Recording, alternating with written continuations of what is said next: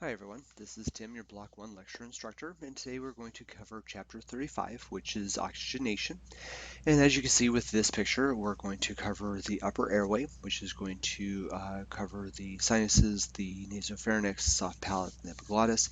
But more importantly, we're going to really focus in on the lower airways, which is going to be the lungs, the diaphragm, and especially the alveolar ducts and the alveoli.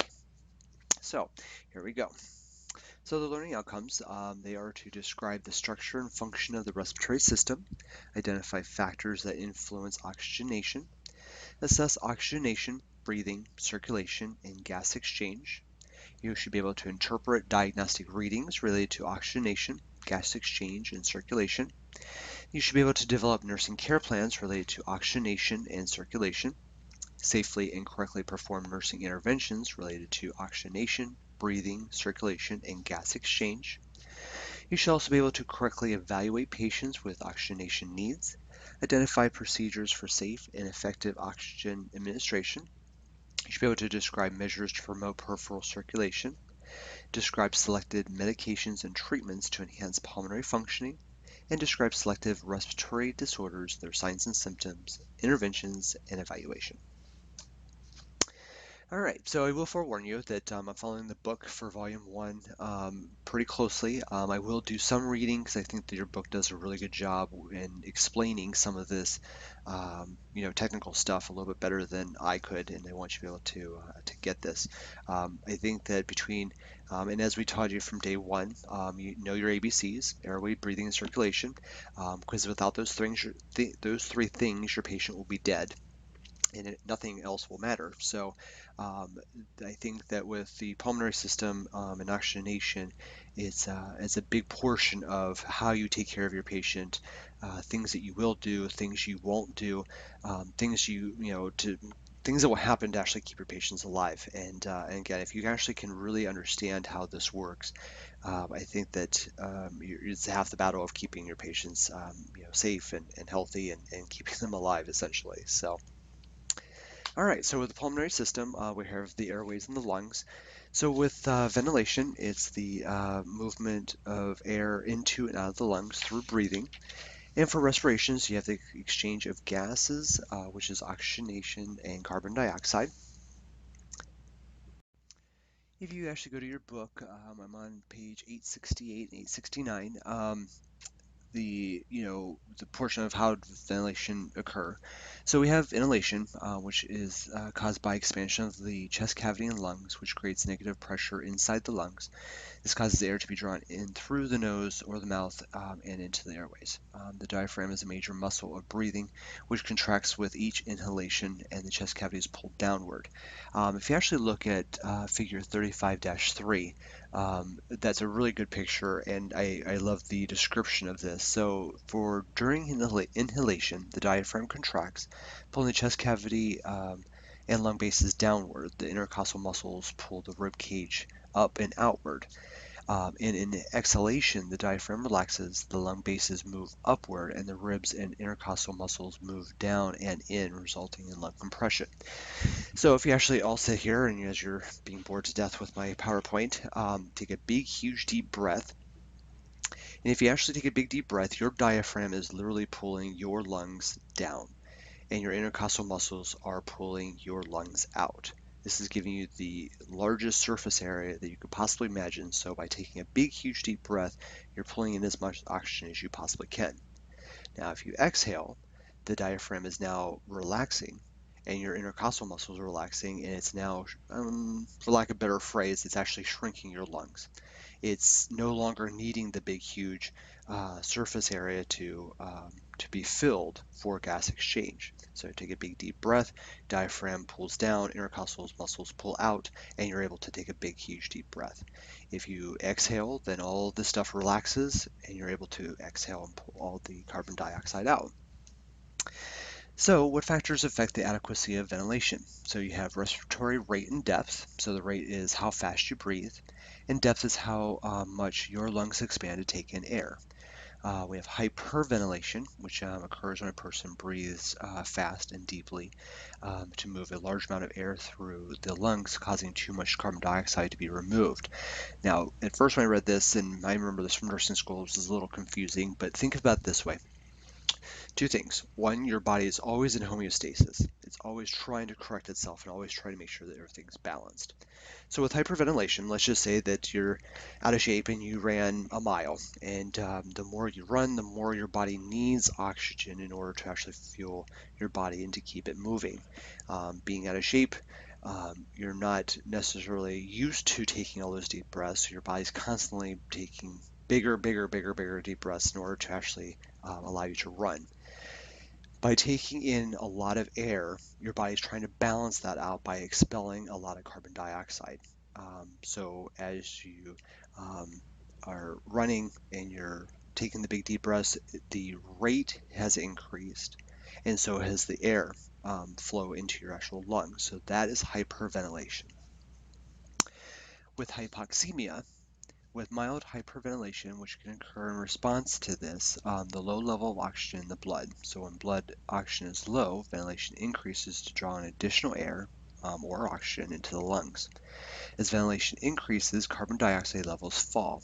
Severe hyperventilation is usually triggered by medications, central nervous system abnormalities, high altitude, heat, exercise, panic, and fear and anxiety. So if you don't have enough oxygen coming in, then obviously you're hypoxemic. With hypoventilation, this occurs when a decreased rate or shallow breathing moves only a small amount of air into the lungs. Hypoventilation predisposes to the development of hypoxemia because less air is actually reaching the alveoli, which is the base of the lungs, which causes hypoxemia also, or I'm sorry, hypoxia. So you don't have enough oxygen in the body. So if your patient who has COPD and now has developed pneumonia, the lungs are filling up with fluid, they're laying there in bed, they can't take those big, huge, deep breaths. So if the lungs are filled and the air cannot reach the alveoli, then they're going to be have hypoxia because of the fact that they're not getting enough. Again, their body's trying to actually cause homeostasis and to balance things out, but that disease process and other respiratory disease processes don't allow the exchange to happen very well. And we'll talk about how we can fix those later. But for right now, I want you to understand how the hyperventilation, the hypoventilation happen, and how your patients can be hypoxemic and what causes hypoxia. So other factors that affect the ventilation, there's lung compliance, which is the ease of lung inflation. The older we get, patients who smoke, patients who have asthma, patients who have other respiratory problems, that wears on their lungs and the organs not being able to work real well. So we have the lung compliance not being able to inflate as well as they used to. Lung elasticity, which is the recoiling. So you take a big, huge, deep breath, and all of a sudden you relax. That's your body's or your lungs being able to um, uh, get bigger and smaller naturally. But like I said, with disease processes and stuff, the exhaling and the lungs recoiling isn't as efficient as you used to be. And then we have airway resistance, which is the airflow within the airways. So again, this is another disease process that doesn't allow air to um, kind of do that gas exchange. All right, so now if you actually turn to page 870, 871, and I think I'm going to, yeah, cover those 2 pages. This will get a little boring, but again, I think that your book does a very good job in explaining the gas exchange and the chemoreceptors a little bit better than I can. So kind of bear with me as I try to pull out some of the stuff that I think is kind of important, and I think again we'll actually explain things a little bit better to you. So with respiration, refers to the gas exchange, oxygenation of the blood, and elimination of carbon dioxide in the lungs. We have external respiration, which is alveolar capillary gas exchange. This occurs in the alveoli of the lungs. Oxygen diffuses across the alveolar capillary membrane into the blood of the pulmonary capillaries, and carbon dioxide diffuses out of the blood and into the alveoli to be expelled.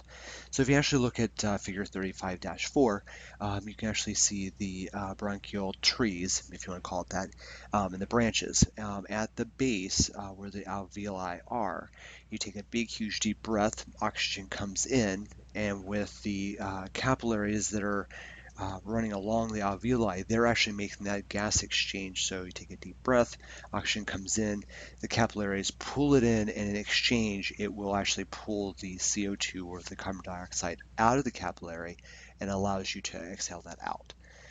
With internal respiration, with the capillary tissue gas exchange, this occurs in body organs and tissues. So oxygen diffuses from the blood through the capillary cellular membrane into the tissue cells, where it is used for metabolism. So for this part, look at, let's just use the example of, let's say, your fingers.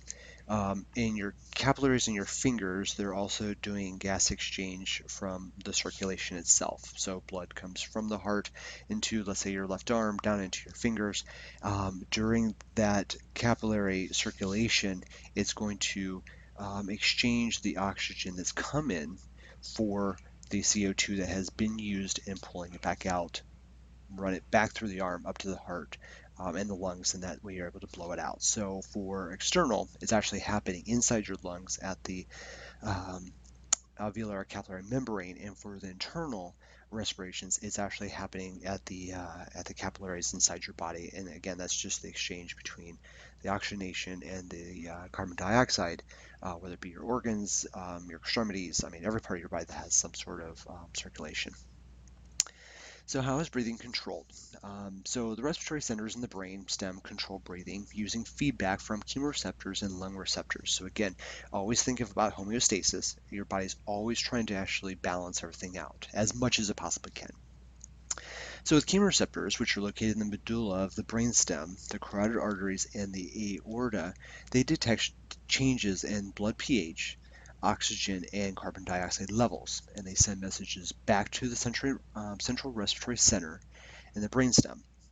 In response, the respiratory center increases or decreases ventilation to maintain normal blood levels of pH, O2, and CO2.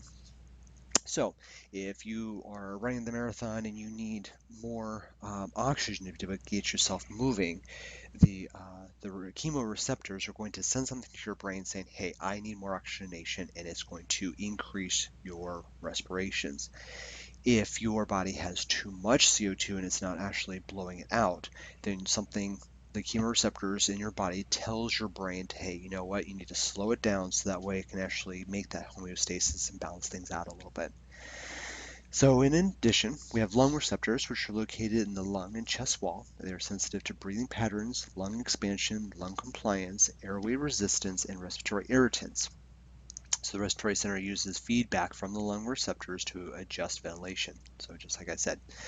So with voluntary control from the motor cortex, this can override the involuntary respiration centers, not only temporarily. But voluntary control of breathing allows a person to continue breathing while doing activities such as walking, singing, whistling, swallowing, and blowing. So as you eat your food or even as I'm giving this PowerPoint, I'm sitting here talking and breathing at the same time. So my motor cortex is telling me to multitask. Patients who have COPD, emphysema, pneumonia that aren't able to make that gas exchange, you can really see them struggle with being able to as you assess your patients, they're laying there in bed, they can't take those big deep breaths, they can't get enough oxygenation.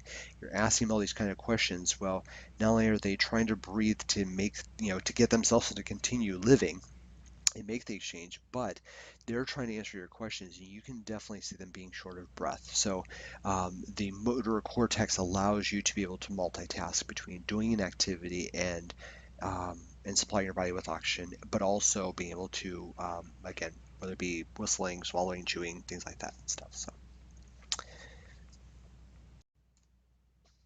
all right, so factors that influence oxygenation. We have lifespan development. This could be age, upper respiratory infections, smoking, cardiac insufficiency.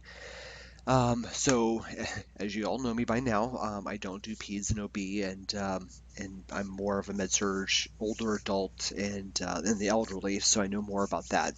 So we're gonna kind of stick with that. So for the young adults or middle adults and older adults, we have reducing lung expansion and alveolar inflation. So let's see here. We've got reduced lung expansion and less alveolar inflation. We've got difficulty expelling mucus or foreign material. We have diminished ability to increase ventilation, declining immune response, and gastrointestinal reflux. So these are things that can actually influence the oxygenation of your patients. So let's see here. What did I put? Reduces lung expansion, alveolar inflation. So as we get older, according to this, I gave the example of, the cartilage in your lungs um, beginning to calcify and reducing chest movement in the breathing. So as you get older, physiologically your body is starting to kind of not be as elastic and be able to move as well. So that's a good way of not being able to be able to take the big deep breaths and be able to have the gas exchange. Difficulty expelling mucus or foreign material. As people get older, things start to dry out a little bit. We've talked about before, patients not being able to have the thirst receptor. So as they don't drink enough fluids and aren't as hydrated as they used to be, the less hydration you have, the less your body has, let's say for lack of better terms, the lubricant for their lungs to be able to take big deep breaths and to be able to move within the chest cavity. If you're not able to take the big deep breaths and be able to have that movement, a lot of times patients aren't able to actually cough things up and have the strength to be able to do that. So the diminished ability to increase ventilation, again, the older we get, the less patients are able to really take the deep breaths and make the movement. Decline immune response. I put here that cancer is a big portion of it. HIV and AIDS. Anything that will decrease the patient's immune system will cause other respiratory issues and illnesses. So with gastroesophageal reflux, we call it GERD. This, you'll have a lot of times patients will come in and be admitted for uh, the inability to take the big deep breaths or having, what do you call it, um, a hard time breathing. And really, it's actually the acid in their stomach coming up through the esophagus and causing that burning sensation in the throat. And it's almost more of um, an exhaust feeling. So again, it's not necessarily a respiratory issue, but it feels like one. So, and then we do some testing and find out that it's really more of their stomach than it is their lungs. So other factors that influence oxygenation, we have environmental factors. One of them can be stress.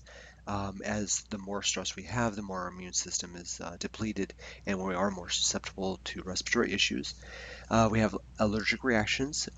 For those of you who actually have hay fever, or especially living here in Arizona, between the dust and the dirt and the mites and the pollens and the molds, those can cause congestion not only in your head, but it also can actually cause inflammation in your lungs. There's also asthma, which is allergic reaction occurring in the bronchioles of the lungs. This again causes inflammation and for the most part, I think what I've seen in the hospital is more an asthma exacerbation. So people have asthma, they do very well living with it and be able to control their symptoms and allow them to breathe um, normally. But then something happens to be stirred up, especially in the monsoon seasons, the dust and the haboobs hit, and next thing you know, those people can't really breathe. So that's another environmental factor, not allowing people to breathe. I'd be really surprised. The haboob will hit, let's say on a Thursday evening, Friday morning, the hospital is just packed full of people who have asthma or COPD or emphysema or any other type of respiratory illness. It's amazing how much that dust and that dirt and all that stuff that flies throughout the air really affects these people and can't have them breathe. Another environmental factor is air quality. We've got the air pollution, we got forest fires, and we have exhaust. Us living in a major city, especially they call Phoenix the Dust Bowl because we live in the valley.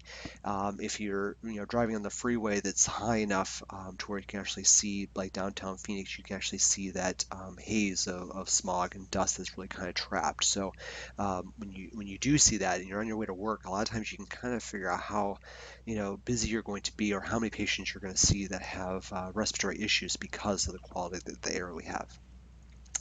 Another environmental factor is the altitude.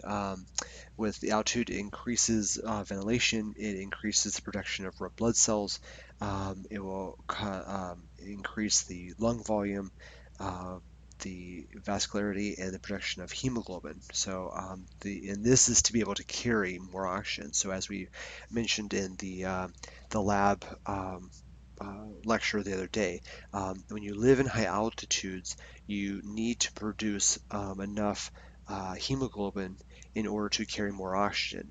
I went to Denver a couple years ago and I kind of drove up to Pikes Peak, and it's I think 14,000 feet up, and the air quality was really, really thin. Well, living here in Arizona, I don't need a lot of hemoglobin to breathe and carry oxygen. So when we went up there, it was so thin that I wasn't able to breathe real well. And they actually have paramedics walk around and give you little hits of oxygen off of nasal cannula and stuff. So it was actually pretty neat. But again, those people who live there are used to it. But it's not just because of the fact that they live there; their body has adapted to that. So if you live up there, you create more red blood cells so that way you can carry more oxygen, and that oxygen obviously oxygenates your body. And again, it's just the process of homeostasis. So. All right, so let's see here. What else did I have? Let's see here. Factors that influence oxygenation. We got lifestyle. They had mentioned pregnancy. Again, you have another body growing inside you, and your body is still the same size it was before. So as you get a little bigger, but so does the fetus, and that will actually tend to press on your diaphragm and your lungs and stuff. So we have occupational hazards. We've also got nutrition. Obesity is another big factor. The bigger you are, the more it presses on your organs. And I've taken care of patients who are 500-600 pounds that they literally, when they're in bed, have to sit upright. To lay flat just means that there's more adipose tissue that presses on those lungs and they can't breathe. So those people actually have to sit up. So gravity takes effect and it allows um, the weight not to be on their lungs and allow them to breathe. Then we also have sleep apnea, which I think again for me, my experience has been that people who are overweight tend to have more sleep apnea because of the weight, not being able to take those big deep breaths. So. Let's see, according to my notes, I'm on page 8874, and let's see here, box 35-1. Let's see here, I think this is covering probably more for smoking. So with the smoking sensation, it tells you the things that will actually increase. So you've got life expectancy, it increases, blood pressure and heart rate decrease, circulation to the extremities improves within 2 hours, carbon dioxide levels in the blood begin to drop within 4 hours. Again, if you're taking normal breaths and you're making the exchange between the oxygen and the carbon dioxide, then your body's in perfect homeostasis. If you are smoking cigarettes, then you are inhaling all the chemicals and all the byproducts of tobacco, and that actually traps in your alveolar spaces. So obviously, well, eventually you'll die, but you won't die right then. Your body is still trying to balance it all out. But after 4 hours, your body actually will absorb and excrete the carbon dioxide that is trapped and allow you to breathe a little bit better. So let's see, your oxygen levels in the blood begin to improve within 8 hours. Digestion improves. Coughing, congestion. I mean, you've all heard this before. The idea of stop smoking just increases um, and decreases so many problems. So. All right, so let's see here. What else do I have? We got substance abuse. This is the leading cause of accidental deaths. You'd be surprised at how many patients I've taken care of that were either coming in with overdose of meth, heroin, cocaine, barbiturates, and they're not purposely trying to kill themselves. They are taking something that inhibits the ability to take the deep breath. So let's say you're, I don't know, whacked out on crack, and it does suppress your respiratory system. So it doesn't tell you to take the big, huge, deep breath. So, you're laying around, you're all, kind of high and relaxed, and next thing you fall asleep. Well, you've inhibited your body's chemoreceptors to tell you to continue taking deep breaths, and next thing you know, your respirations fall to like 4 a minute, and then your body's not be able to get enough oxygen. So, or I've had some patients that have literally just overdosed on medications that have literally just stopped the ability to actually breathe. Um, so again, when you have these patients who come in that have technically have overdosed on medications, but it's an accidental overdose because they didn't purposely try to kill themselves. They just happened to take too much, and it just, like I said, it inhibited their chemoreceptors to actually continue taking the deep breaths. So with that, we have medications. And medications we give can also suppress respiration. So we've got analgesics, we've got opioids, which is morphine and Dilaudid, and Valium can also do this. So, that's why we tell you that when you're going to give morphine, you have to make sure that your patient's respirations are greater than 12, because 12 or higher is normal breathing, and if we give them something that's going to suppress their respirations naturally, and they're less than 12, they're already starting off in the hole. So if you give morphine and they're above a 12, it's going to bring them down to, like I said, if they're, let's say, 16, 18 is normal, it's going to bring them down to around a 12 or 14. If they're only at 12 and you give them morphine, it's going to bring them down to 8 or even 6. So you have to make sure that they're able to have the oxygenation and the perfusion before you give a medication. All right, so factors that influence oxygenation is continued. Let's see here, we've got physiological conditions. This could be problems with the gas exchange, such as respiratory infections. We have upper respiratory infections, influenza, bronchitis, RSV, pneumonia, and TB. Let's see here. According to my notes, I got page 875, which is 35-2. So we've got hypoxemia, hypoxia, hypercarbia, and hypocarbia. So I want you to kind of pay attention to that box and kind of learn and kind of familiar yourself with that. So. Let's see here, pulmonary system abnormalities. We've got structural. I've had patients that have been traumatic accidents that have broken ribs. Um, People with broken ribs do not like to take deep breaths because it hurts. I've never had broken ribs, but I can only imagine that you take a deep breath because you have to, but as you take the deep breaths, your ribs are literally moving and they're broken. So keep that in mind, that when you have patients who have broken ribs, or I've actually had patients that were in car accidents that their chest has hit the steering wheel and it's caused their a fracture in their sternum. Again, that's very hurtful to take big deep breaths. So they don't take deep breaths, yeah, their body will adjust to it, but they're not expanding their lungs like they should to.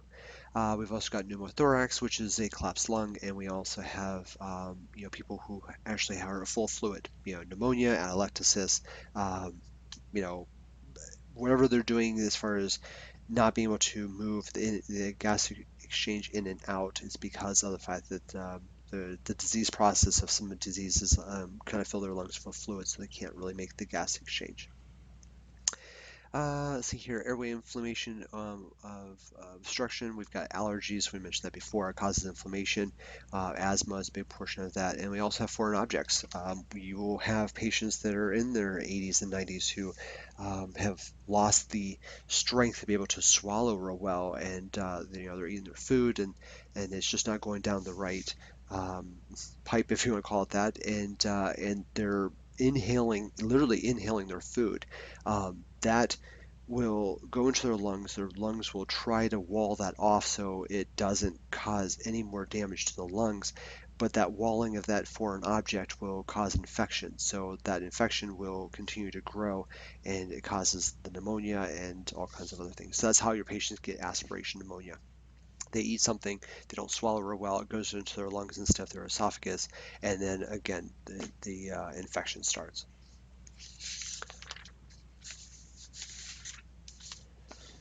All right, so let's see here. We also have alveolar capillary membrane disorders, and we have atelectasis. I want you to familiarize yourself with the alveolar capillary membrane disorders and the atelectasis. Also, be aware of pulmonary embolisms and hypertension, pulmonary hypertension, which is affected by the O2, because those are big disorders that you'll see a lot of. Let's see here. So with CNS abnormalities, we've got stroke, traumas, and spinal cord injuries. Patients who have had strokes, um, it inhibits their ability. I mean, if you have a stroke on the right, it obviously affects your left. Well, it affects everything. So not only does it affect your extremities, your arms, your legs, but it affects everything on that left side. So sometimes I've actually had patients that have had left-sided paralysis of the lungs, so they're not able to actually take the deep breaths either. Again, traumas, we've had the pneumothoraxes, we've had stabbings, we've had gunshot wounds, we've had all these things. So those are other things that can happen with the lungs. With the CNS abnormalities, as far as with traumas, patients fall and hit their head, and again, it affects that portion of their brain that allows them to instinctively take deep breaths and exhale. So you have to watch for that. Spinal cord injuries, if they have a spinal cord injury at the cervical area of their neck, that will actually paralyze everything from the neck down. Well, that also paralyzes their lungs. So those are people who end up going on vents and probably would be on vents the rest of their life. So let's see here. Neuromuscular abnormalities. I want you guys to know the Guillain-Barré syndrome and the myasthenia gravis.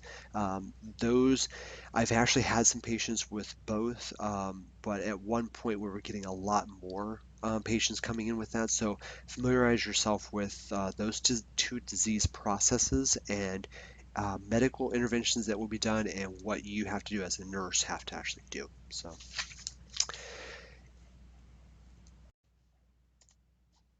All right, so next on to the next slide, we've got hypoxia, which we've talked about before.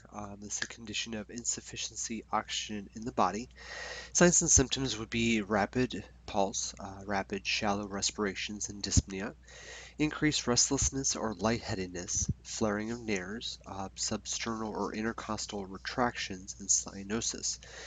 So this kind of makes a little bit of sense, right? So if you aren't breathing right or well and not able to actually bring in a lot of oxygen, your pulse will increase. The reason why it increases is probably trying to compensate and um, provide the homeostasis, if you will, by allowing as much oxygen to move as much as it can, as quickly as it can. So if you aren't breathing real well, your pulse will increase because it's trying to feed your body with oxygen.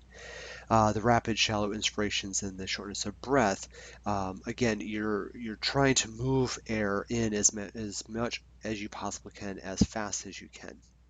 Now, with patients that I've had before, the ability to not be able to breathe becomes very anxious. So the increased restlessness and the lightheadedness is because of the fact that they have this fear of suffocating. So they become very anxious. And then the lightheadedness is because, again, if you don't have enough oxygen moving in and out, then in your rapid pulse and your rapid breathing is not allowing you to compensate, then obviously you're not getting enough oxygen to your brain and you become lightheaded. The flaring of the nares is your body's reaction to getting as much oxygen as much as possible. The substernal intercostal retractions, again, that's not being able to move the air in and out. And cyanosis is obviously not getting enough oxygen at all. So according to this little picture, symptoms of hypoxia early is going to be the RAD, which is restlessness, anxiety, and tachycardia and tachypnea. Late is going to be to bed, which is bradycardia, extreme restlessness, and dyspnea. So if you all of a sudden become short of breath, you're going to become restless, you're going to have anxiety, and your heart is going to speed up, and so will your respirations in order to give you enough oxygen as fast as possible. If that doesn't work, then your heart will slow down because it's trying to retain as much oxygen as it possibly can, and you become extremely restless because of the fact that you're really anxious, and then you have the shortness of breath. So let's see here for fines, it's feeding difficulty, inspiration, stridor, Nair's flare, expiratory grunting, and sternal retractions. So again, those are the symptoms that you actually see based on not being able to breathe real well. So assessing oxygenation status, assessing for risk factors in physical examination. Again, you're going to sit down with your patient on admission and find out what their past history is. If they've either been a smoker, or they've developed COPD or emphysema, or have had pneumonia in the past or recently, if they've been sick, you're really trying to find out as much as you possibly can, which may have led up to where they are right now. Find out what their breathing pattern is. I've had patients who have COPD or emphysema, and again, we've mentioned this a million times before. Find out what the baseline of your patient is and find out what they're used to. If you have a walkie-talkie patient that comes in that's 25 years old and they were breathing fine, and all of a sudden now that has changed, then you know where to begin. If your patient who is 80 some odd years old and has smoked all their life and their breathing pattern has always been shallow and short of breath, with an oxygenation of, let's say, 88, 89, that's baseline for them and that's where they are. So don't try to fix that. You want to prevent it from getting worse. So you're going to use inspection and palpation and oscillation to obviously part of your assessment. You're going to find out what the respiratory effort is. Patients who come in with asthma exacerbation will tend to be very short of breath, and they can't move the air in and out. So you're going to find out what their effort is. You also have to remember too, those intercostal muscles are going to get tired. So if you have a patient who is breathing at, 25, 26, 28, 30, breaths a minute, for a short amount of time, that may be okay, but eventually those muscles will get tired and eventually won't be able to keep up. So eventually, tired muscles that help you breathe won't let you breathe at all. We've got coughing and the sputum, according to this box 35-3, which should be on page 878, I believe. Yes, 878, box 35-3, significance of sputum, appearance, and odor. I want you to look at this box and kind of familiar yourself with the color and appearance of what sputum will look like and what it possibly means as far as disease process and what's going on with your patient. And I think I've mentioned this before. I could deal with every bodily fluid imaginable to man, um, but sputum is probably the only thing that grosses me out. So, and I've had patients with trachs and all kinds of things, and they're just coughing stuff up and spitting stuff out, and it looks nasty, it smells nasty, and it's gross. So. Also, let's see here. Another thing you can actually do on physical examination is the pulse ox. Again, here's a picture of it. You're going to put it on their finger, and what it does is it actually tests um, the circulation of blood in your finger, and according to the machine, it will actually tell you what the amount of oxygen that's actually being carried in their blood. Now, this is not 100% effective, but we use it because for the majority of our patients, it's accurate enough to tell you whether or not your patient is getting adequate ventilation. You're going to assess your patient always. If you have a patient who is on we call it a continuous pulse ox, which is this machine here. Continuous means that they actually take that probe and actually tape it to their finger and they're on it 24 hours a day. And it tells you what their oxygen level is and also their heart rate. If it's beeping and it's going off and it's telling you their oxygen is at 70, walk in the room and look at them. If they're laying there watching TV and they're nice and pink and they're talking normally and they're not having any sort of respiratory distress, look at the machine. Most likely the probe's not on their finger right. Maybe the machine needs to be recalibrated. Maybe they need to move the probe from one finger to another. Again, always assess your patient first before you freak out and figure out that, oh my gosh, their oxygen level is at 70, when it really, in fact, you can fix some things and it really isn't 70. It really is in the high 90s. But the pulse ox is what we have on the floors, and that's what we use to actually determine what the oxygenation level of our patients is. And then also cardiac functioning. If you have a patient who has congestive heart failure, that in itself causes the lungs to either fill up with fluid, not be able to breathe real well, or the circulation itself is not getting to the lungs well enough to actually cause that chemical reaction between the oxygen and the carbon dioxide exchange. So let's see here. Told you about that. So slide 6. So here's your respiratory pattern. So we have co-small breathing. It will smell rather fruity and have an acetone breath, and that's the pattern. So they'll kind of take shallow breaths, and all of a sudden they take the big, huge, deep breaths, and they'll do it for several respirations, and then they slow it down. With Cheyne-Stokes, this is the patients that we actually look at that are actively dying. They stop breathing, and then instinctively they'll take some deep breaths, and then all of a sudden they'll stop breathing again. With tachypnea, this is actually a very fast inhalation. And with bradypnea, they actually have a very slow and shallow inhalation. And then we have biots, which is very irregular. And again, I kind of chalk this up as more of like the sleep apnea. They're breathing because of the fact that instinctively they are, but whether it be physiological issues with either weight, anatomical problems with their throat and tonsils and uvula and all other stuff, but something's not allowing them to take the breaths that they need while they're sleeping. All right, so assessing oxygenation status, we've got diagnostic testings. We have arterial blood gases on the floor. We call them ABGs. Let's see here. So ABGs are checking for hemoglobin, which carries O2 in the blood. We have the PA or the PO2, which is the partial pressure of oxygen. It's the amount of oxygen available. And then we actually have the SaO2, which is the saturation of oxygen. Oxygen is bound to the hemoglobin. So in a nutshell, you actually have a packed red blood cell that actually carries oxygen, but it carries oxygen because it has the molecule of iron. Iron binds to the packed red blood cell, or actually it attaches to the hemoglobin, and the oxygen attaches to the iron. So if you have enough packed red blood cells and enough iron to bind to the hemoglobin in the packed red blood cell, oxygen attaches to that.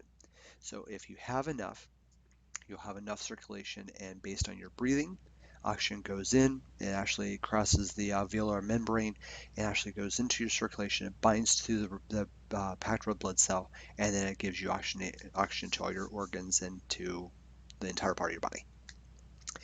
You can have a lot of hemoglobin but not enough iron, and if there's not enough iron, then the oxygen is not binding to it, and you're not having the good chemical reaction or the exchange. So keep that in mind. And then we have the peak flow meter.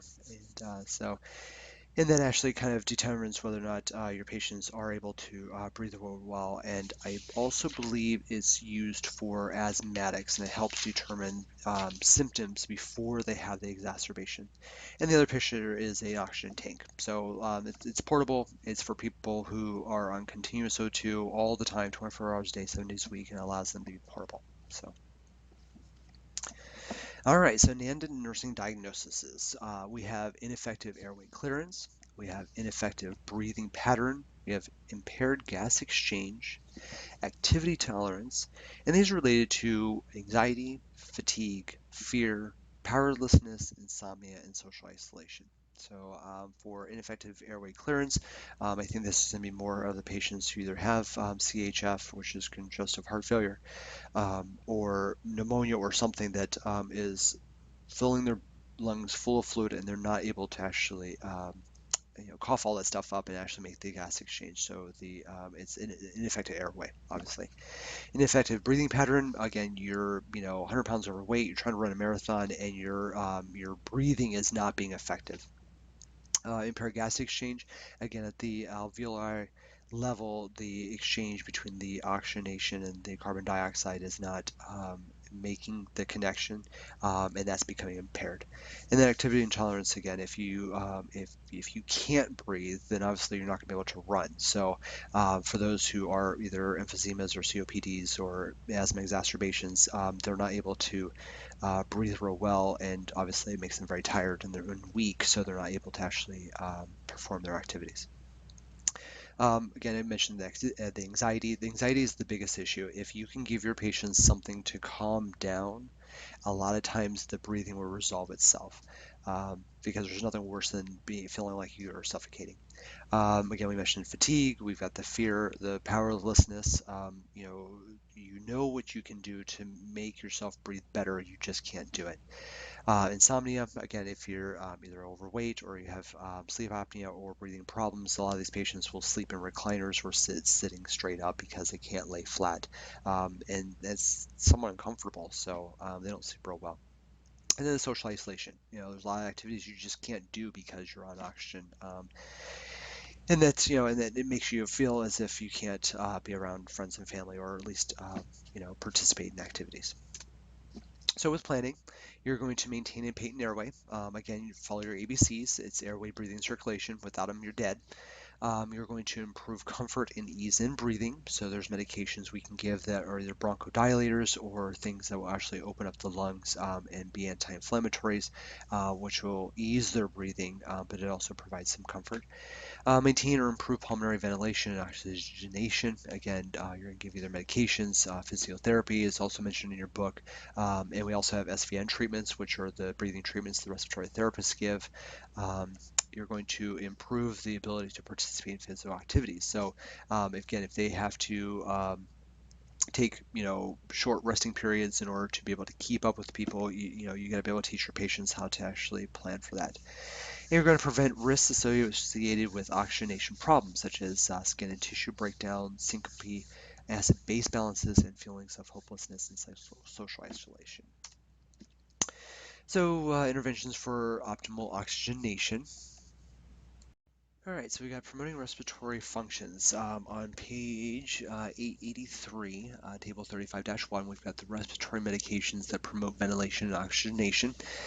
And I'm going to run through these real quick and kind of give you a little brief, examples and stuff. So we've got bronchodilators, which is going to relax the smooth muscle linings of the airways and can be administered as an oral and inhaled medication. So examples would be a beta-2 adrenergic agonist. We got anticholinergics. We've got methyl exthenes, corticosteroids. We've got the cromolyn and the leukotriene modifiers. The last two I've never really heard of before. But the first three I have, and again, those are actually what will open up the lungs and actually allow the patient to relax. And the more relaxed they are, the more deeper breaths they're able to take. We've got respiratory anti-inflammatory agents. We've got the combat inflammation of the airways is important in treating and controlling respiratory conditions characterized by hypersensitive airways and airway inflammation. So again, the uh, the steroids, the prednisones, things like that, those are actually going to decrease the inflammation of the lungs and allow your patient to breathe better. We got nasal decongestants. We've concentrated so much on the lungs and being able to breathe well and the pathophysiology of different diseases and stuff, but a lot of things are as simple as giving your patient a nasal decongestion, which actually open up the sinuses and allow you to bring in more air, so it actually goes into your lungs. We got ephedrine, we got pseudoephedrine, and we got the phenylephrine. Let's see here, they relieve stuffy blocked nasal passages by constricting local blood vessels through stimulation. See here, although the desired effect is on the nasal mucosa, these medications can have systemic adrenergic effects causing elevated blood pressure, tachycardia, and palpitations, especially in those with a history of cardiovascular conditions. So, I want to bring this up real quick. Patients who are on breathing treatments, those will also cause tachycardia and will increase their blood pressure as well. So kind of keep in mind that if the patient just had a breathing treatment and all of a sudden the tele-tach calls you and says, "Oh my gosh, their heart rate's at 130," well, it's because they just took a medication that increases the blood flow based on tachycardia, so that way they're able to actually breathe a little better. And it allows the oxygen to travel faster and better. I think the antihistamines work just as well, or as the same way as these nasal decongestants work. And then we got cough preparations, which is the antitussives. the cough suppressants, we got the expectorants. These actually will help thin out the secretions. That way they're able to cough them up. Because you can, do all the things you can to help them breathe better, but if their lungs are just still full of thick mucus and stuff, then it's not really working. So with SVN treatments and the cough suppressants and the expectorants, it actually thins things out, so allows them to breathe better and cough stuff up. Let's see here. What else did I have? All right, so let's see here. Immunizations in preventing upper respiratory infections. You can actually, make sure that your patients get the flu shot, the pneumonia vaccine, take their antibiotics. There's a lot of things that people really can do to prevent things from happening. So getting enough rest, getting enough hydration, getting enough nutrients, so you don't get sick. Once you get sick, then things happen. And if you have a patient who has a pulmonary disorder, and then you add on top of that, whether it be pneumonia or the flu or ulcers or their body's trying to fight off something else, something's got to give. So they already have one issue. You just don't, you need to start preventing things from happening so those issues don't get worse.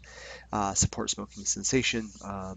So we got positioning, so the maximal lung expansion. You got the guy on the right who is doing the tripod sitting. Basically, he's kind of leaned over with his arms up. He is physically making his lungs as wide as they can be by sitting up and taking those deep breaths. If your patient's laying in bed and they're kind of slumped over, that's actually compressing on their lungs and it doesn't allow them to take the deep breaths. So you got a set of spirometer. This will definitely be used for patients who have had surgeries. They will actually use this 10 times every hour. We tell patients to use it during the commercial breaks. And what it does is it actually expands their lungs, kind of opens everything up, and keeps them open, because once they start to kind of relax and kind of close down, that's when the pneumonia starts setting in. And it's from just laying in bed. So we mentioned the aspiration precautions. Patients who don't swallow very well or don't have the ability to swallow, they will aspirate their food and cause to go into their lungs, and then they get a secondary infection. So what you'll do is you'll sit them straight up, and you'll watch them eat, and they'll tuck their chin, and you'll see them forcefully swallow. If they aren't able to swallow certain foods, one, eliminate them, or two, if you have a patient who will eat something and do this constantly after they swallow something, most likely it's not going down the way it should, and you can actually order a speech therapy, which will actually evaluate their swallow, or you can order a swallow study, which will also check how well they're swallowing. So let's see here. Other stuff, there's mobilization of secretions, deep breathing and coughing. We got hydration and chest physiotherapy. Hydration is probably the biggest thing. Um, the more water you drink, or the more hydrated you are, the thinner things get. So if you have a patient who has either CHF or pneumonia, and get them to drink more water, because that will actually help thin things up. Also, you can actually put your patients on maintenance fluids, which will be normal saline, D5 half normal saline. This will also keep them hydrated and thin them out. So if you have, the patient who's 80 and just can't drink or doesn't drink a lot of water, putting them on maintenance fluids will also do the same thing for hydration. The chest physiotherapy will actually, it's basically you pound on their back and on their lungs, and it actually breaks up a lot of that stuff and allows them to cough it up. Scottsdale actually has a machine that you actually put on there, and it actually basically vibrates, and it pounces on their chest and gets all that stuff broken up. So other interventions for optimal O2. So we got oxygen therapy. As you can see, the gentleman has a nasal cannula. You put that on their nose and you hook it up to an oxygen, either on the wall or a tank, and you actually turn it up to 1 or 2 liters, and it allows air to be pushed into their nose and actually help them breathe better. We also have the masks. If the nasal cannula at some point is not enough, you put them on a mask, and it will actually force more air into them. We also have oxygen supplies, which is going to be the wall unit. We've got compression units, and we've got liquid oxygen. So we've got the oxygen tank at the top.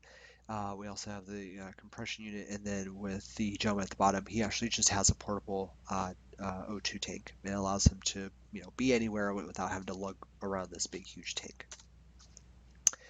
Other interventions, we've got using artificial airways. According to these pictures, we've got the nasal tube, we've got the oral tube, and the pharynx. We've got artificial airways, which is the trach.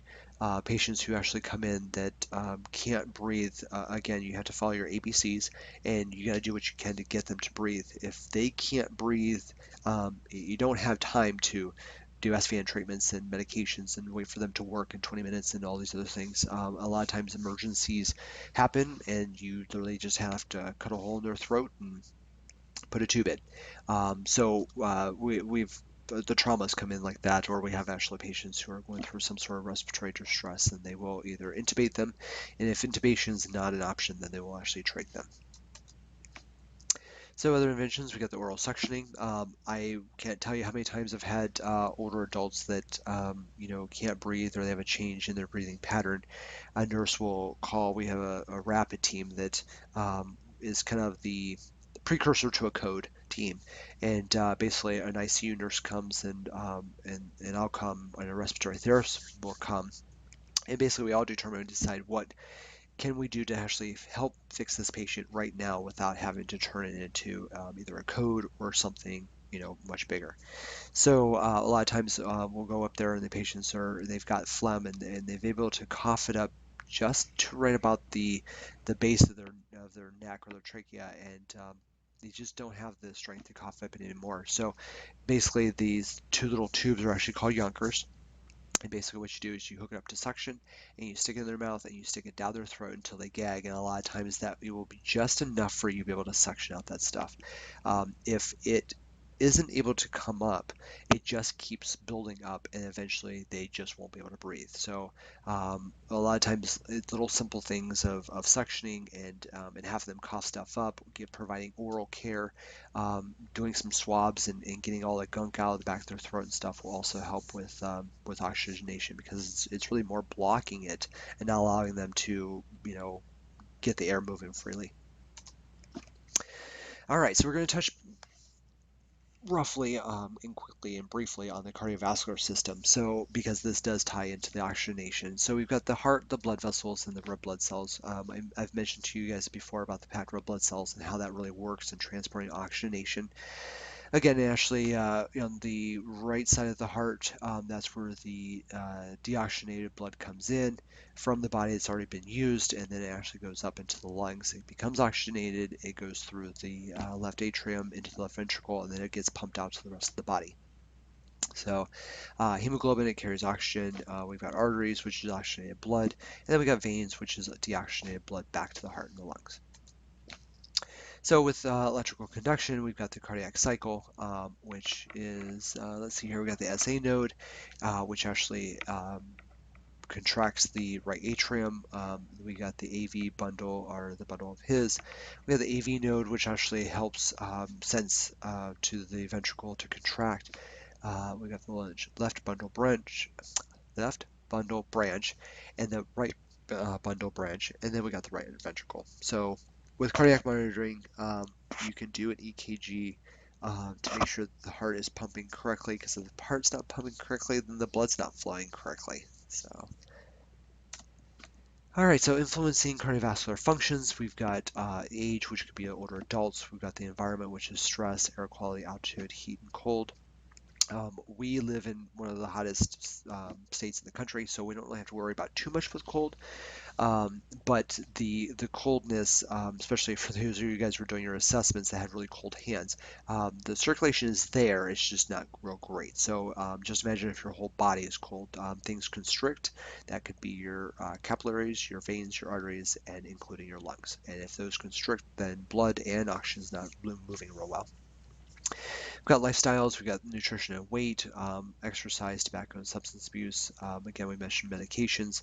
Medications can suppress the respiratory function, but it also can lower heart rates and blood pressures. And if those aren't working, then obviously circulation is not being as efficient as this should. Pathophysiological conditions, we've got cardiovascular, peripheral, and O2 transport. And the nursing process. So we got the cardiovascular assessment. You're going to assess for risk factors. You're also going to perform a physical exam, and then you also do diagnostic testings.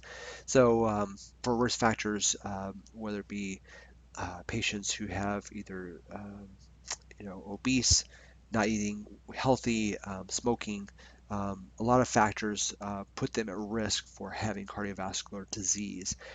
Your physical examination will either prove what you already know or look for new things.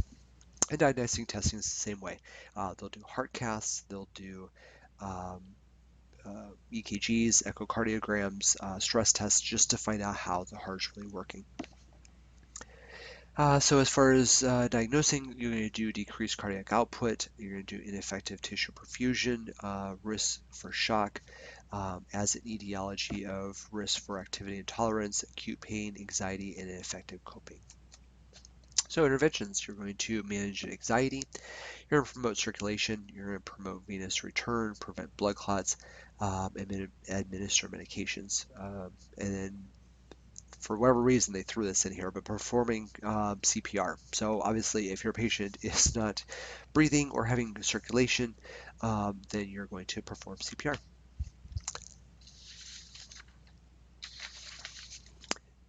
And the evaluation. So you're going to collect data to evaluate the effectiveness of interventions. We've mentioned this several times before. Keep your nursing process as simple as possible. So if you have a patient that comes in and they can't breathe real well, you're going to assess them. You're going to give them a diagnosis of, let's say, ineffective, ineffective gas exchange.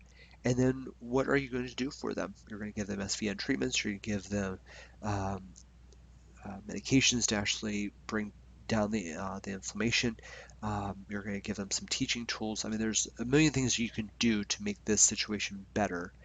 You're going to evaluate whether or not your interventions worked, and if they did, then great. If they didn't, then you just start over.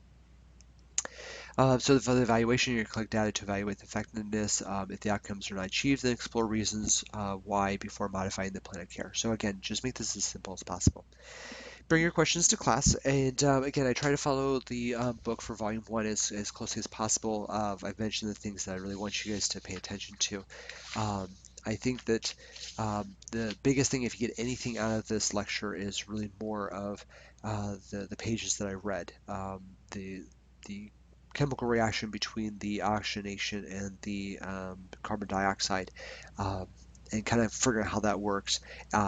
Everything else you'll learn either through your blocks or as far as being a nurse, but you got to start somewhere, and I think this is probably it. So let me know if you have any questions, and we'll discuss them in class. Thank you very much.